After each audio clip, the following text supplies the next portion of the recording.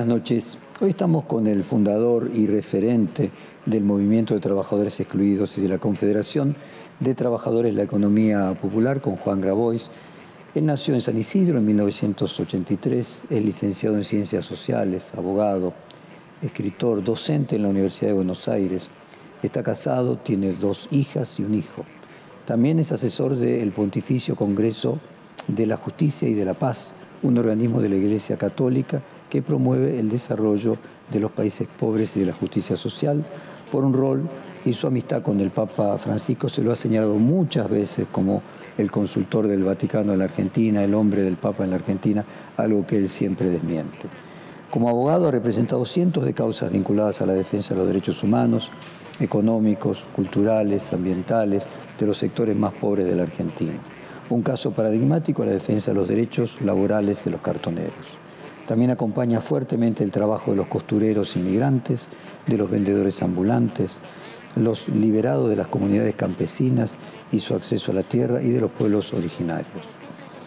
Entre el año 2014 y 2016, Juan vivió en la Patagonia. Allí contribuyó al desarrollo de la Confederación de Trabajadores de la Economía Popular y abogó por los derechos del pueblo mapuche, el desarrollo local e integral de las poblaciones marginadas y por el acceso a los bienes naturales para todo el pueblo, con la resonante causa en su momento del Agua Escondida, privatizado su ingreso por el magnate inglés Joe Lewis. Es impulsor del salario básico universal y hace más de un mes que viene agitando las aguas dentro de la coalición oficialista por la falta de anuncios a favor de los más pobres. Hace unas semanas los diputados y legisladores que representan el Frente Patria Grande anunciaron que se retirarían del bloque de Frente de Todos si no había una medida en este sentido, y finalmente consiguió la medida y se mantiene dentro del Frente de Todos. Buenas noches, Juan. Jorge. Contame qué te impulsó a quedarte independientemente de la medida. La medida es el hecho fundamental porque dentro de la legítima negociación política, con nuestra pequeña fuerza, la ponemos al servicio de los sectores más humildes, es nuestra prioridad, ¿no? Desde luego, lo que pasó con Cristina hubiese pospuesto la decisión aún si la medida no existía. Pero bueno, como son las cosas de la vida, que fueron un par de horas antes del intento de asesinato que sufrió, que ella misma nos confirma que la medida va a salir. Cristina no miente, a diferencia de otros políticos. Entonces, para nosotros su palabra es una garantía. Después se confirmó en el anuncio, en el decreto de Sergio Massa. Y ahora esperando la implementación, pero ya sabemos que es un programa que va a durar 3 meses mientras discutimos una ley permanente, enfocada fundamentalmente en la población que está en extrema pobreza, que son muchos en la Argentina. Es un escándalo, más de 4 millones de indigentes, es decir, gente que no come,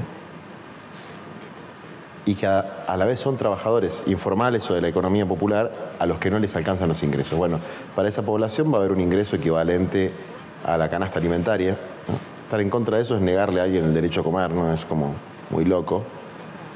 No tiene un gran costo fiscal, la verdad, comparado con lo que se llevan otros sectores de mayor poder adquisitivo.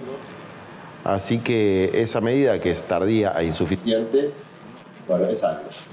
Nosotros hacemos política y luchamos socialmente para tratar de resolver los problemas de la realidad en la medida de nuestra fuerza. Y por otro lado, bueno, lo que pasó con Cristina, no íbamos a ponerle más ruido al ruido, en un momento donde es necesaria la paz y la unidad nacional en torno a un consenso democrático elemental. No hay que perseguir a los opositores políticos, no hay que fomentar ni ejercer la violencia física y no hay que fomentar discursos de anulación, ¿no? Lo que llaman hoy discursos de odio. Vos hablabas, cuando nos estábamos preparando, colocando los micrófonos, del Espíritu Santo. Yo recuerdo que mucha gente que conocía a Francisco aquí en Argentina decía de que cuando llegó a Roma y se convirtió en papa, le cambió la sonrisa. Acá era una persona más bien de ceño adusto, lo energizó. Yo me acuerdo que un colaborador de perfil de muchos años, Terraño, él decía que era el poder, que el poder producía un efecto, mientras que los creyentes lo que hablaban era del Espíritu Santo. Y vos recién decías que a Cristina la salvó Dios. Danos la dimensión de un creyente sobre lo que pasó en el momento del atentado. Lo que llaman la gracia de Dios es la forma que Dios actúa en la historia, ¿no? Que intercede. Y fue una gracia para el pueblo argentino, además de para Cristina, su familia y sus seres queridos, que esa bala no haya salido. Yo no soy un experto, pero yo hice un posgrado en psicología criminal para entender la política y hablé con algún perito que conocí en ese marco. Y lo que me decía es que un defecto del arma, no un defecto del uso del arma. Es decir, hasta el que no cree ve que hay, ¿no?, algo ahí, que ahí pasó algo. Y yo sí creo que Dios protegió nuestra patria, además de a Cristina. Porque la situación de violencia generalizada y el daño que hubiese producido si esa bala salía es irreparable en nuestra historia. Pero la bala no salió. Entonces, hay que estar agradecido o al destino o a la casualidad. Yo no creo en casualidades, pero otro puede creer. O a Dios, los que creemos en Dios, ¿no?, por lo que sucedió. Y yo estoy muy agradecido. Desde una perspectiva hegeliana, la historia tiene su lógica y los actores son cuerpos que usa el espíritu de la historia, decía Hegel. Obviamente es metafísica, lo mismo que la religión católica es metafísica. El espíritu de la historia hacía que los cuerpos fueran útiles al servicio de seguir un rumbo. Ese atentado, independientemente de que la bala no haya salido, de la forma que se resuelve, cambia la historia de la política, deja algún sedimento más o menos perenne. Sí, retomando a Hegel, el salto de la cantidad en cualidad. Venía habiendo un aumento cuantitativo en la violencia política argentina. Se había pasado de lo simbólico a lo manifiesto, del dicho al hecho, con la presencia de elementos letales. Un cuchillo, un cargador de balas en la escena de las inmediaciones de la casa de Cristina, o sea, de los símbolos de la horca, estas cosas mortuorias, palabras amenazantes, amenazas directas, a objetos, ¿no? Una mujer con un cuchillo, amenazas directas de muerte, las armas, la militarización del lugar. Esos son cambios cuantitativos, como cuando el agua va subiendo de temperatura. Ahora, después hay un cambio cualitativo cuando se convierte en vapor. Y acá hubo un cambio cualitativo. Pasamos al asesinato político en grado de tentativa. Y no podemos hablar de un loquito, primero porque clínicamente no es una persona que tenga una patología que le impida tener conciencia de sus hechos, eso está claro, ni él ni su cómplice. No podemos hablar... Su cómplice sería su única cómplice... La pareja, te refieres. O sea, hoy conocemos a dos de los actores. Conocemos la escenografía, que es este contexto de violencia incremental. Lo que no conocemos es el guionista y el director. Y tal vez algunos actores también que hayan participado. Es decir, yo no tengo absolutamente ninguna duda, como intérprete de la realidad social y como profesional de que acá hubo una planificación criminal y que hubo capas de instigación que no sabemos hasta dónde llegan. Es decir,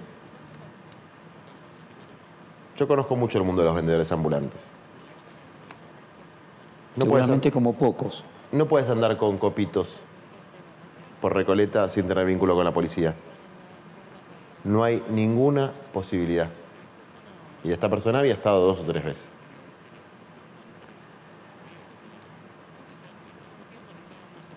También tengo absolutamente claro que los datos de los celulares no se borran por casualidad.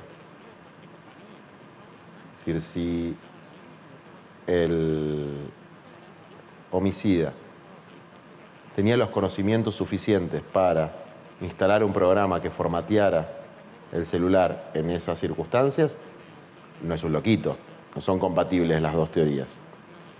Y claramente hay algún nivel de complicidad policial, para la inteligencia, para borrar las pruebas. Pero quiere decir que probablemente para salvar el pellejo de alguno que haya participado o que haya tenido vínculos con estas personas, digamos, ¿no? Tal vez sin saber cuál iba a ser el resultado final de su presencia en los medios de comunicación, de su presencia haciendo inteligencia ahí. Entonces, yo tengo la firme opinión de que hubo un plan criminal y de que hubo una cadena de instigación y que desde luego los grupos con contacto con elementos extremos, no solamente en términos políticos, en términos culturales, ¿no? La pornografía extrema, la música extrema, la cultura vinculada al tipo de tatuaje que usaba este personaje. Esos son grupos, son espacios de reclutamiento de gente que hace cosas malas. Entonces, lo que a mí no me gusta es que ya se haya casi descartado la hipótesis de que hay niveles superiores. Que hay un autor intelectual que no es el autor material. Exactamente, hay un autor intelectual de algún nivel. A ver, aprovechemos... No se puede descartar. Decía, aprovechemos que vos hiciste un posgrado en psicología criminalística. Sí. Que tuvieras que exponer sobre este tema, ¿qué dirías del perfil de este personaje? Una persona vulnerable, influenciable, consciente de sus actos, con capacidad de planificar sus acciones, con conocimiento de manejo del arma, que buscaba una trascendencia histórica a partir de su hecho y que alguien le dio la posibilidad de hacerlo, otorgándole un impulso a su acción que no podría haber desarrollado por sí mismo. Ese es un poco el perfil. Y después, otro elemento es que cuando te hablaba del cambio cualitativo, esta situación deja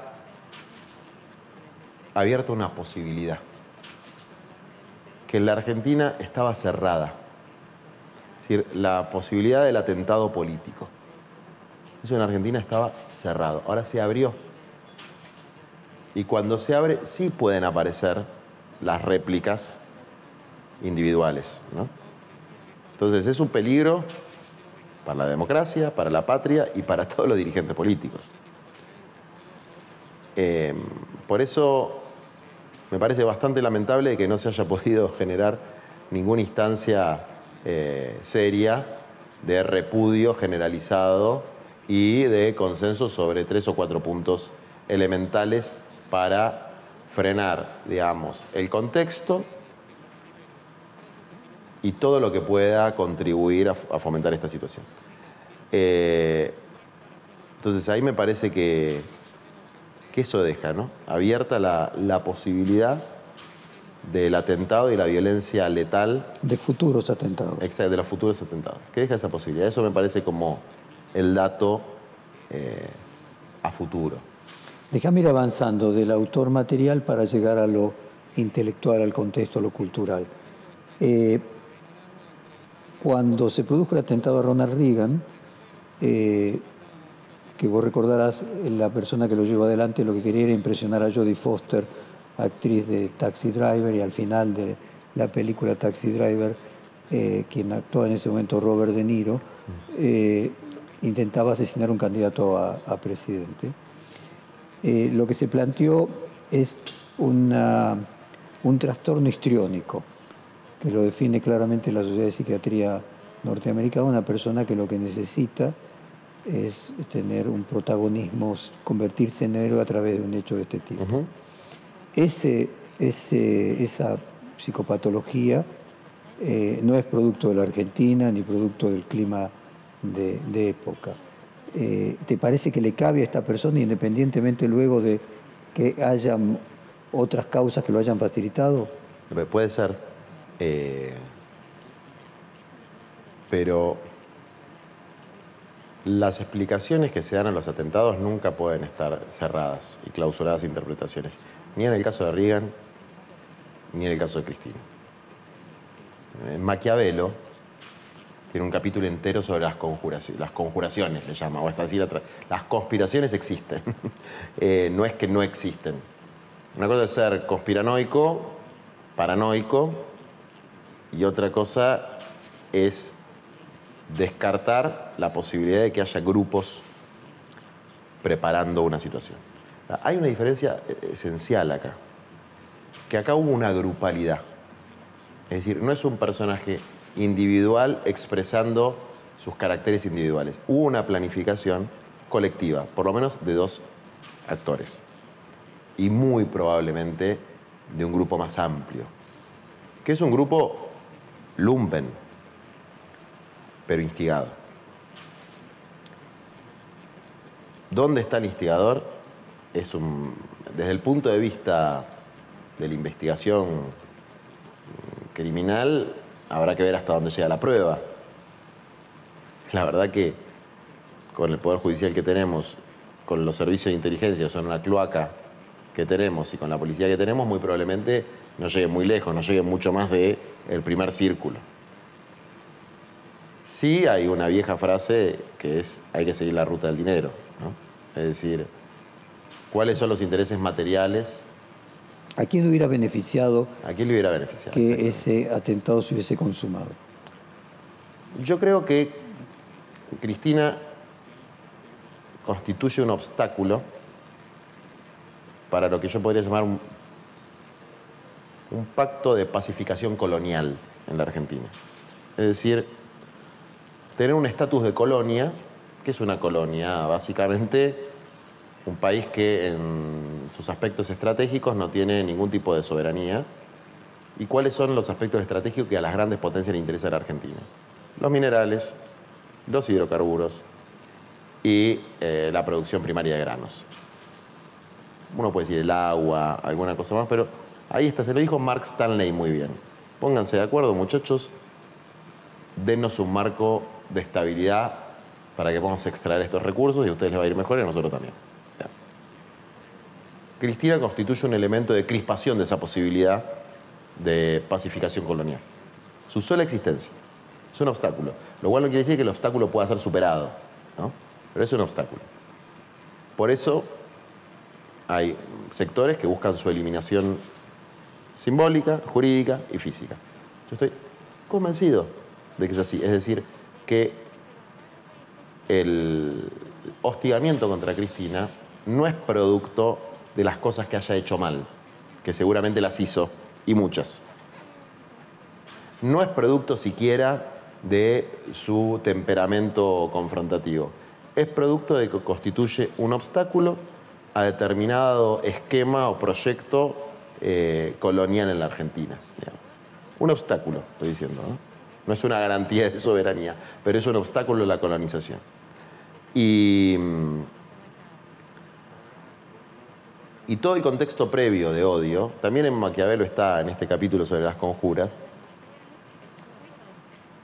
que es el contexto necesario para que se produzca una situación de estas características, ¿no? O sea, que lo más peligroso es el odio. Y que el príncipe, dice, tiene que cuidarse sobre todo de la gente a la que favoreció. Eso dice Maquiavelo, frente a un atentado. Entonces, es mi interpretación, ¿no? Una interpretación política, no digo que no tengo ninguna información, no tengo ningún nombre. Hagamos una conjetura plausible. Una cosa es la eliminación simbólica y otra la eliminación física. Si se hubiera producido la eliminación física, probablemente el peso simbólico de Cristina Kirchner hubiese aún crecido más. Se hubiese convertido en un hito histórico, hubiera sido una especie de santificación. O sea, podríamos decir que a lo mejor a los que buscan la eliminación simbólica esto no les convenía. No, sí, no tiene ningún problema. Con el Che Guevara se hacen remeras, que la venden las mismas empresas que el Che Guevara hubiese expropiado. Digamos, ¿no? El tema es neutralizar a la figura política y su capacidad de hacer. Es decir, acá no hay un problema de si Cristina queda pero no te imaginas que hubiera habido una guerra civil, hubiera habido... Yo lo que sé es que hubiese habido un clima de violencia que perdía todo el mundo, claro. No, todo el mundo no pierde en el caos, ¿no? La doctrina del shock, un libro muy interesante. La doctrina... Sí, Naomi Klein. Ahora, la primera casa que iban a quemar era casualmente la de los líderes opositores, ¿no? Pero esto no es un problema de los políticos argentinos. Es decir, no es un problema de la gente que está en el marco democrático. Vos lo ves internacional. Yo veo intereses económicos. Pero de gente que no vive en la Argentina. Que puede vivir o no, porque son intereses, ahí sí citando el Papa, que son globales pero no universales. Lo universal es también el imperativo categórico hegeliano. Lo global tiene que ver con la dominación. Déjame entonces ahora pasar, vos manifestaste una relación entre la música extrema, la cultura extrema, la ideología extrema, y vos conocés, como decía, como pocos, todo el mundo marginal. ¿Qué ves allí? Primero, ¿cómo lo podrías explicar para legos, para las personas que nunca se enfrentan a lo marginal y que viven la clase media en una burbuja de confortabilidad? ¿Qué es ese mundo extremo? ¿Y qué cultura se ha ido generando o degenerando allí? El pueblo pobre y excluido se encuentra en condiciones sociales extremas, pero no tiene una cultura extrema. Hay condiciones sociales extremas, pero busca la tierra, el techo, el trabajo, y a veces tiene valores tradicionales. Hay valores humanos, sí, tradicionales, podríamos decir. Esa es la generalidad. Pues existe el fenómeno de la penetración del narcotráfico, es un fenómeno fundamentalmente económico, porque lo que ofrece el narcotráfico, no al consumidor, sino a quien trabaja en la cadena, es un ingreso que no puede ofrecer la economía popular de ninguna manera. Digamos, nosotros que somos la última barrera de penetración, digamos, de contención del ingreso del narcotráfico, no podemos competir. Además de que nos desacreditan y nos demonizan más a nosotros que los narcotraficantes, que son los que destruyen la sociedad y destruyen los barrios. Y que son otro de los peligros para la democracia, ¿no? Pero después existe todo un segmento de sectores medios empobrecidos, frustrados, que en el norte son la base de el trampismo extremo, ¿no? Los QAnon, que buscan, que se van agrupando en torno a agrupamientos parecidos a las sectas, pero autogestivas, digamos, sectas autogestivas. Y que en general tienden a ser una especie de nacionalismo popular de los países poderosos. En las periferias, lo que pasa es, digamos, como un espejo invertido, ¿no? Son los mismos sectores frustrados que no tienen perspectiva de futuro, porque este sistema no le ofrece perspectiva de futuro a los sectores medios empobrecidos, no se las ofrece. En esa frustración van hacia los extremos, pero a diferencia de lo que pasa en Estados Unidos, no se produce un fenómeno de patriotismo o de nacionalismo, sino un fenómeno de eliminar todo lo que tiene olor a nacional y popular. Porque eso representa lo que no quieren ser, que son los negros de mierda. Los negros planeros. Vos fíjate que representación de la cómplice había un elemento de, ella decía que cobraba un plan y que no lo cobraba más porque era una vergüenza. Raro, porque nunca cobró un plan. ¿Y por qué quería hacer esa escenificación? Porque ahí hay un elemento de congruencia entre el discurso y el hecho, ¿no? Los dirigentes más odiados por un sector, los que dan reacciones más viscerales, son los que se identifican con la defensa de los pobres. Sea esa identificación válida o inválida, pero hay una proyección del odio a los pobres, de la aporofobia, sobre los dirigentes que se identifican con eso. Esa proyección puede derivar en un planteo que elimina la mera posibilidad de que un dirigente pueda levantar la bandera de justicia social y la lucha de los pobres sin ser un delincuente, sin ser un chorro, sin vivir de los pobres, sin ser un gerente de la pobreza. Elimina la mera posibilidad. Es decir, vos ves en todo el espectro político, lo único que se acepta es la caridad y la filantropía. Hasta ahí llegamos. Después, si cualquiera que asume una posición donde lo esencial es la defensa de los pobres, directamente se le atribuye una intención sucia o una apetencia personal, o aún peor, ser el causante de la pobreza. Son formas de proyección del desprecio a los pobres y a los marginados. Y la persona que está en una situación de descenso social, de movilidad social descendente, lo que más irritación le genera es lo que tiene más cerca, que es convertirse en eso. Y ya está muy cerca culturalmente, y está muy cerca económicamente, y lo ve y todavía pelea por diferenciarse, y ahí empieza a generarse este fenómeno de ruptura de la conciencia. Yo lo he visto en muchas cosas. Su versión light son los libertarios violentos, ¿no? O sea, que se enganchan en los scratches o que se enganchan en los scratches de las redes y que se referencian en Milei, pero se podrían referenciar en cualquier otro, digamos, ¿no? Se podrían referenciar en Esper, que dice que va a hacer quello grosser con la gente, en Patricia Bull, es decir, en los que no son pobristas, no hablan de los pobres salvo como vagos, ¿no? O por lo menos esa es la representación social que hay de ellos, no son pobristas y asumen la violencia como una posibilidad política legítima. Armas, tiros, queso gruyère, represión. Es decir, hacen política a partir de la violencia.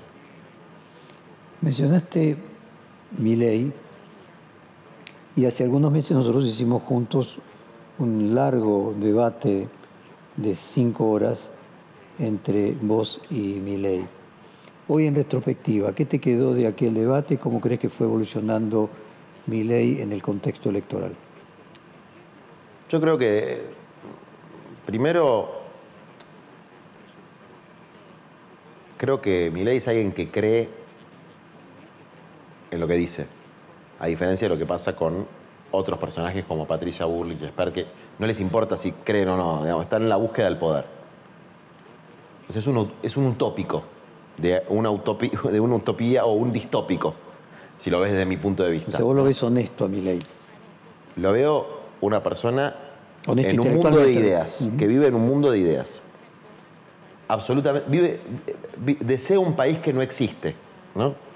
La escuela austríaca, y vos ves Austria, y en Austria pasa otra cosa completamente diferente a la que él plantea.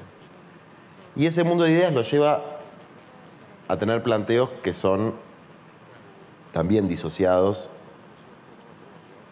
de las cuestiones más elementales del ser humano, digamos, ¿no? Porque cuando la idea es superior a la realidad, terminás diciendo cosas que son intolerables para la mayoría. Como por ejemplo, eso que surgió de esa charla de vender un brazo, que después derivó en lo de los órganos.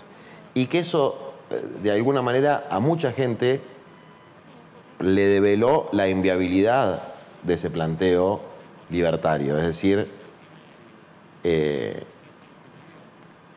la libertad no es la libertad para ser esclavo, cortarte un brazo, o suicidarte o pegarte un tiro para que alguien cobre un seguro. O sea, eso es éticamente inaceptable y políticamente hay que disuadir o evitar esas cosas, ¿no? Hay una serie muy interesante que sale ahora que se llama Severance, donde los personajes deciden convertirse en una suerte de esclavos y disociar su conciencia, ¿no?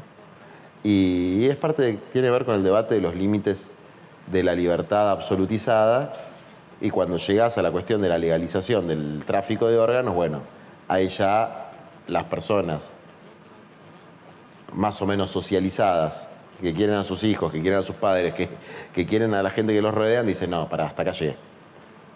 Creo que fue lo que pasó después de ese debate, ¿no? Que eso de alguna manera mostró que es una opción para un pequeño grupo extremo. O sea, lo que ves es que él fue perdiendo fuerza concretamente. Sí, no sé si fuerza, pero... Electoral me refiero. Sí, es decir, volumen, ¿no? Por ahí intensidad no, pero sí volumen. Mencionaste recién negros planeros. El grupo cercano a este Fernando Sebag tiene en La Plata una especie de foro cuyo nombre es lleva el nombre de un norteamericano que en el 2020 asesinó a 2 negros. ¿Encontrás alguna relación entre la mirada trampista del negro y la de Argentina del planero? Sí. Es lo mismo, es el vago que vive de la asistencia de los impuestos que yo pago. Digamos, ¿no? Y que es un discurso simplista que cala bien en lo que siempre fue la base social del fascismo, que es la clase media frustrada. Digamos, que es la base masiva, donde puede encontrar masividad las ideas deshumanizadas, ¿no? Las ideas de crueldad, de dañar.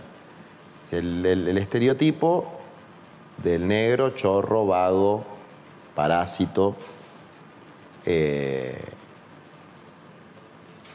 en algunos casos se le da un componente adicional ideológico que es comunista o peronista, digamos, ¿no? O sea, vos viste que empieza a surgir una especie de anticomunismo sin comunismo. Es una cosa extraña, es decir, sin que el comunismo sea una alternativa / peligro real,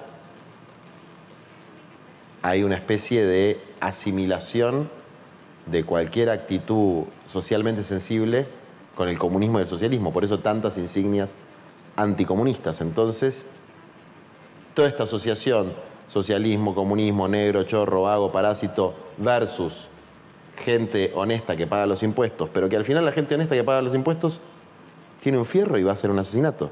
Es decir, es un problema de la utilización que hacen algunos políticos o algunos intereses políticos de la frustración de la clase media descendente, que ha pasado muchas veces en la historia y que siempre ha derivado en cosas muy feas. O sea que finalmente el malestar de la cultura, lo que generó entre la Primera y la Segunda Guerra Mundial en Alemania, que reflejó Cabaret, se crea en los momentos de crisis económica, de pérdida de calidad de vida, y la clase media-baja descendente, enfrentado a la realidad de convertirse en clase baja, odia a lo que se va a convertir. Así es, odia a lo que se va a convertir y a lo que ve como representación de eso, que la ve como una élite también. Y a veces lo es, o una casta. Es decir, si uno analiza el discurso de Trump, es al mismo tiempo anti-inmigrante, anti-subordinado, ¿no? Contra los negros, contra los migrantes, contra los más pobres, pero también contra la élite de Wall Street. Es decir... que no hace nada para que eso deje de suceder. Que no, esto no quiere decir que tenga razón o no tenga razón. Yo estoy haciendo el análisis, pues yo creo que hay una élite de Wall Street que existe eso y que tiene contradicciones con, si se quiere, las grandes corporaciones industriales norteamericanas. Pero más allá de ese análisis, hay una necesidad de, además del odio a los de abajo, atribuir la existencia de los de abajo a una figura que está arriba. llámese Cristina o póngase el nombre que se quiera. Llámesele peronismo, se le ponga el nombre que sea. O sea, asociar lo sucio de lo que no me quiero parecer con una figura que está por encima mío. Entonces, mis dos resentimientos los puedo satisfacer. Ahora, esas son cosas, son bases de maniobra de gente que quiere manipular. No es manipular, si se quiere, operar políticamente sobre esa realidad. Entonces, yo creo que la crisis que vos planteás, económica, social, el malestar de la cultura, además tiene otro componente, que la salida no es verosímil ninguna de las salidas, de las dos salidas tradicionales, si se quiere, que es el neokeynesianismo o el neoliberalismo. Ninguna de las dos resuelve los problemas de nadie, o de muy poca gente. Esa es mi visión, ¿eh? O sea que lo que hace de la crisis una crisis cualitativa es que las formas tradicionales, institucionalizadas de resolución de las diferencias políticas y económicas, que era ir un poco hacia un esquema neokeynesiano, un poco hacia un esquema neoliberal, no parecían estar dando los resultados. Los gradualismos, de un lado y del otro, no parecieran estar dando resultados, porque plantear que el kirchnerismo fue una especie de movimiento de extremado socializante, ¿no? Bueno, es una estupidez, digamos, ¿no? Desde el punto de vista del proceso económico, no hubo grandes medidas, no se expropiaron los medios de producción y de cambio, ¿no? Hubo la recuperación parcial de YPF a través de medios legales, como la expropiación, se pagaron las indemnizaciones, es decir, cosas que se hacen en cualquier democracia y que están dentro del marco constitucional. No hubo ninguna confiscación, no hubo ninguna cosa que uno podría plantear que va por afuera de la democracia burguesa y de la economía liberal intervenida por el neokeynesianismo. Bueno, ni eso, o sea, ni el relato ni la narrativa progresista, ni la narrativa de la centroderecha tradicional parecieran constituir un canal con el que se puede sentir identificada ese sector social. En un hecho concreto, del 2010 en adelante, el crecimiento del Producto Bruto Mundial bajó 1/3. Y el crecimiento de la extrema derecha creció geométricamente en proporción inversa. Vos, que estás en la calle recorriéndola como poco desde hace 20 años, ¿notás que hay un surgimiento de esa marginalidad extrema derecha que no había o un crecimiento sobre lo que había? Hay un crecimiento evidente que, insisto, responde a la existencia de proyectos revolucionarios de derecha y no de izquierda. La rebeldía se volvió derecha, pero, el libro de Stefanoni. Milei dice: voy a quemar el Banco Central. ¿Escuchaste el Polo Obrero diciendo que va a quemar el Citibank? Es decir, el nivel de moderación de lo que viene a ser la derecha dura en la Argentina aburre. Nadie piensa que esa gente va a hacer una revolución. En cambio, el otro tipo te dice que va a prender fuego un banco. Bueno, el otro tipo va contra todo lo políticamente correcto. Todo lo que el mainstream plantea que está bien. ¿Eso quiere decir que tiene razón? No, de ninguna manera. Plantea una utopía regresiva, ¿no? Una utopía reaccionaria. Pero hay un proyecto alternativo en términos de desarrollo humano integral, para decirlo en las palabras que me gustan a mí, ¿no? No hay un proyecto humanista alternativo. No existe ese proyecto. Estos últimos 2 años de pandemia y pospandemia, vos hiciste declaraciones hace un mes diciendo que podía haber situaciones de conflicto muy grande. ¿Cómo empeoraron ese clima social y cómo aumentaron no la gente que pudiera romper un supermercado para conseguir comida, sino estos grupos de extrema derecha? Bueno, hubo algunos saqueos. Por suerte, mejoró la entrega de alimentos. Creo que con la medida que se va a implementar terminamos bien el año. Pero hay que tener conciencia de la gravedad de la situación socioeconómica.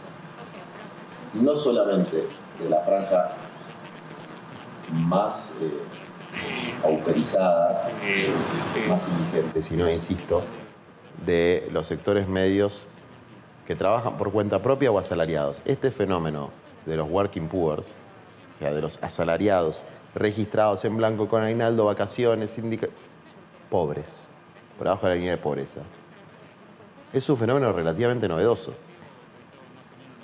Antes por ahí no te podías comprar lo que querías, pero no eras pobre.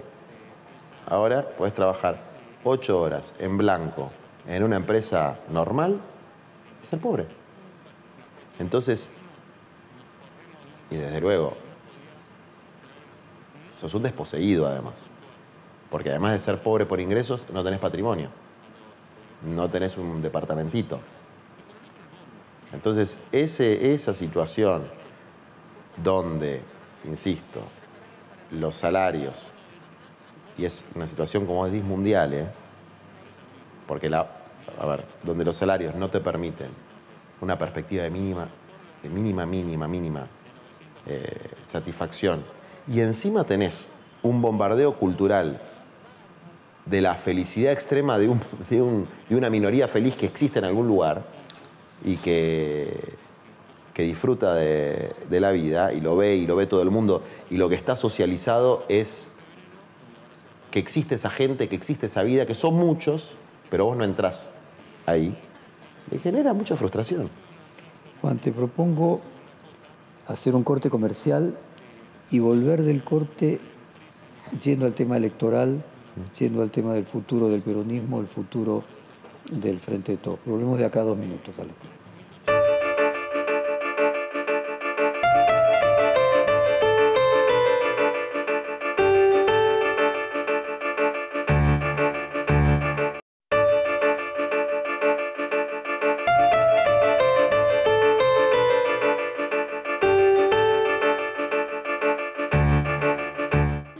Volvemos del corte y seguimos el reportaje con Juan Grabois. Estamos entrando ahora en el tema de la coyuntura. ¿Cómo imaginás que va a llegar la economía a las elecciones el año próximo y si Sergio Massa va a tener éxito en las reformas? ¿Y qué sería éxito? Mi temor es que, a cambio de una estabilidad pasajera, se embarguen los bienes comunes de la Argentina por mucho tiempo. O sea, se crea una estructura de saqueo que después sea difícil de revertir. Noruega con su petróleo hizo un fondo petrolero. Incluso Brasil hizo un fondo para garantizar la educación.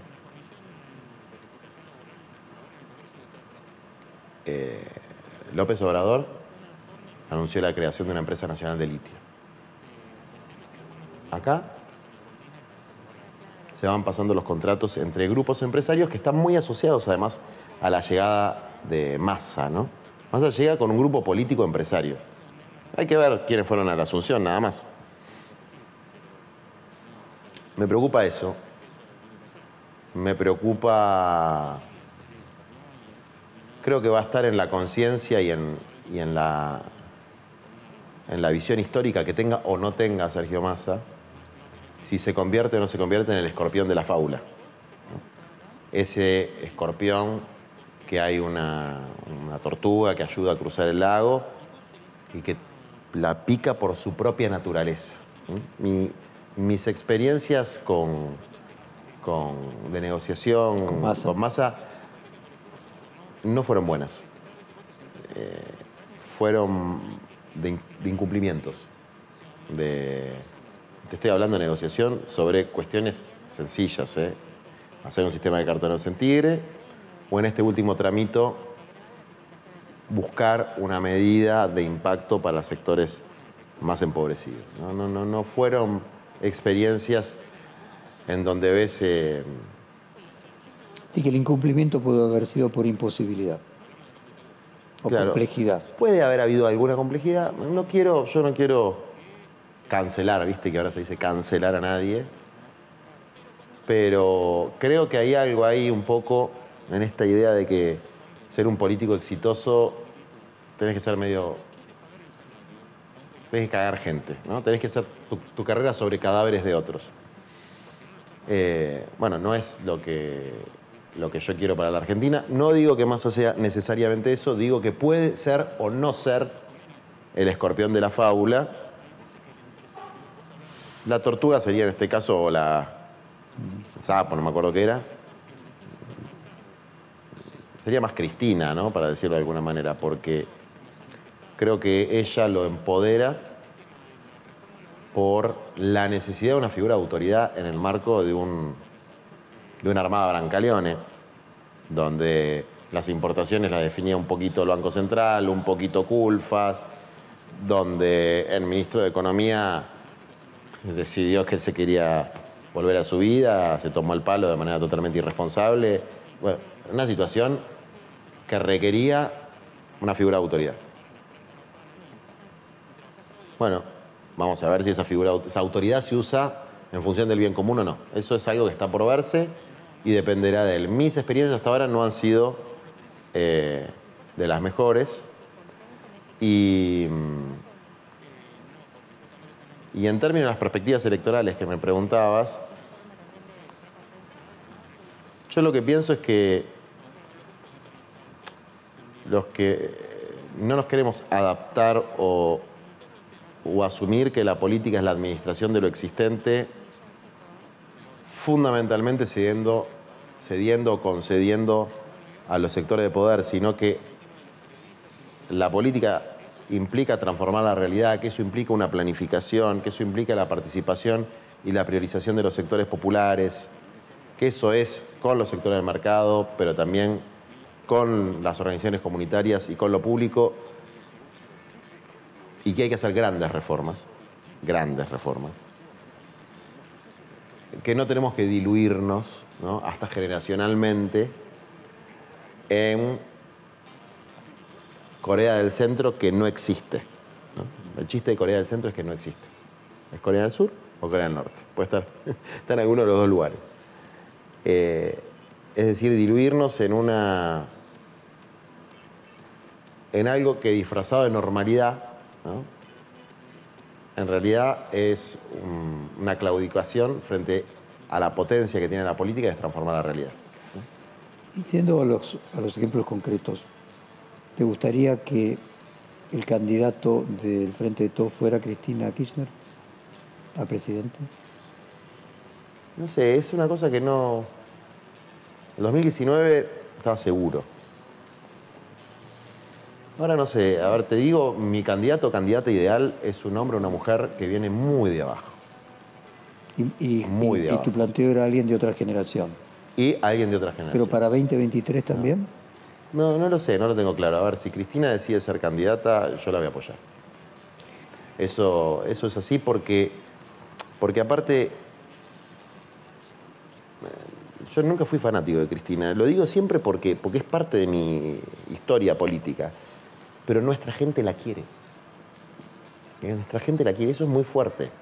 Entonces, fíjate, en la marcha de la Plaza de Mayo, nosotros como organización social nunca movilizamos por causas políticas. Nunca. Las cooperativas no se movilizan. Solamente movilizamos por reivindicaciones sociales. Y si hay una marcha política, alguien quiere venir, viene, pero sin bandera, sin nada. Te digo, te juro, yo pedí, por favor, no vengan con banderas, porque esto es una actividad política. Y vinieron un montón. Porque la quieren y se conmovieron por el hecho, digamos, ¿no? Muy conmovidos los barrios. Entonces... ¿Qué efecto crees que puede tener esa imagen del revólver apuntando sobre la cabeza de la vicepresidenta? Y te hago de prólogo la pregunta. El ciudadano Randolph Hearst, el fundador de 1710 en Estados Unidos, él decía, si quieren una guerra, denme una foto. Porque la foto, la imagen, tenía un componente de impresión, de pregnancia, que no tenía el discurso. Incluso vos recordarás que la separación entre la Iglesia Ortodoxa y la Iglesia Católica o el Imperio Romano de Oriente y Occidente se basa casualmente en el icono de los íconos.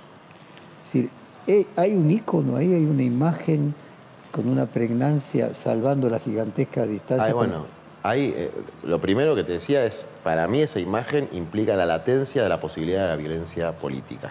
Eso es lo que hay que neutralizar ahora. Eso es lo que hay que cicatrizar y neutralizar. Y ojalá la misa que se va a hacer el sábado sirva para eso. El sábado se va a hacer una misa para agradecer porque esa bala no salió y para pedir por la paz.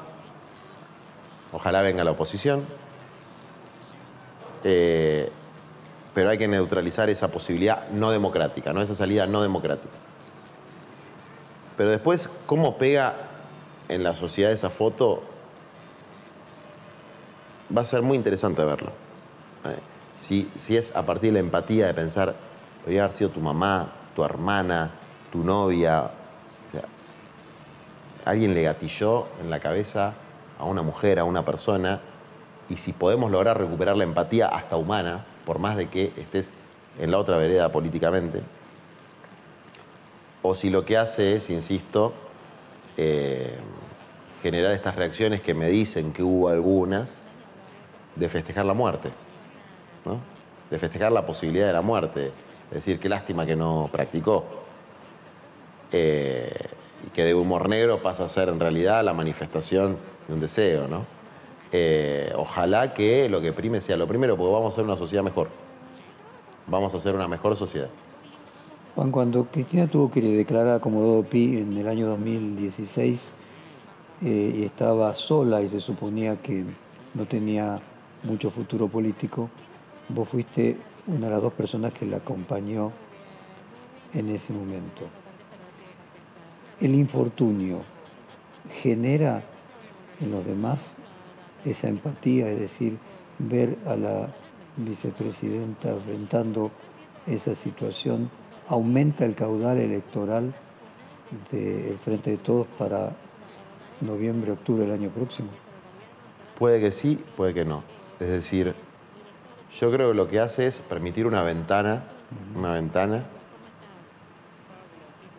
donde se corre la cortina por un tiempo de la inercia de la polarización, ¿no? Se corre la inercia de la polarización. Y eso puede repercutir de una manera o de otra, pero se corre la inercia de la polarización. Yo sí, cuando hablo de polarización, que la hay en la Argentina, sí siempre planteo que la principal polarización es social y la marca la línea de pobreza, pero también que en este caso particular hay una víctima. Si le hubiese pasado a Rodríguez Larreta o a Macri, ellos serían las víctimas del intento de magnicidio y el kirchnerismo, el peronismo, el campo nacional y popular tendrían que hacer un esfuerzo gestual muy importante para plantear, yo con esta persona tengo todas las diferencias del mundo, pero esto que le pasó es terrible, y a las víctimas no se las esclarece, se las acompaña, ¿no? Yo creo que más que aumentar el caudal de Cristina, las actitudes oportunistas y insensibles que puede ir adquiriendo un sector de la oposición, los pueden poner en una posición que todavía por suerte en la Argentina es minoritaria, que es la de la gente mala. Porque si a Macri le ponen a Macri, a la mujer de Macri, le ponen una pistola en la cara y a mí no me importa, me río, digo, lo tomo livianamente. Una cuestión ética. Soy malo, soy un mal tipo, un mal bicho, digamos, ¿no? Un mal bicho. Porque eso está mal, digamos, ¿no? En ese sentido, creer que pudo haber sido un complot integra el mismo tipo de pensamientos. No entiendo la pregunta. Perdón, yo formulé mal la pregunta. En ese sentido, la idea de que pudo haber sido armado también se inscribe en esa idea de maldad. ¿Armado por Cristina misma, decís? Exactamente. Bueno, evidentemente. Y la forma light de eso es plantear, es un loquito que no pasó nada, acá no pasó nada, fue un loquito con un arma, digamos. Que yo lo he leído en editoriales, en diarios importantes, digamos, ¿no? O sea, un loquito con... Acá fue un loquito con un arma y después 10 párrafos de lo mala que es Cristina. Bueno, no son excluyentes que sea un loquito con un arma y que igual haya pasado algo muy grave, ¿no? Totalmente. Pero la inmediatez... Ahora, eso es distinto a decir directamente que fue un autoatentado, ¿no? Eso es distinto a decir que fue un autoatentado o desconfiar de que haya podido serlo. Y no puedo, yo no tengo mucha información sobre el tema, pero hay una información que sí tengo. Te la voy a decir medio en clave. Yo sé que hay gente trabajando sobre la hipótesis del autoatentado en la justicia y en los servicios de inteligencia. Lo sé. Por gente que ha sido presionada para participar de eso. Lo sé. No creo que tengan ningún margen para hacerlo porque ya aparecieron demasiadas cosas, ¿no? Como por ahí lo tenían cuando no estaban estas fotos de la inteligencia previa, cuando no estaban las fotos de la mujer con el arma, cuando no apareció el video de la mujer ahí mismo. Entonces, con uno solo es más fácil, con dos ya es más difícil.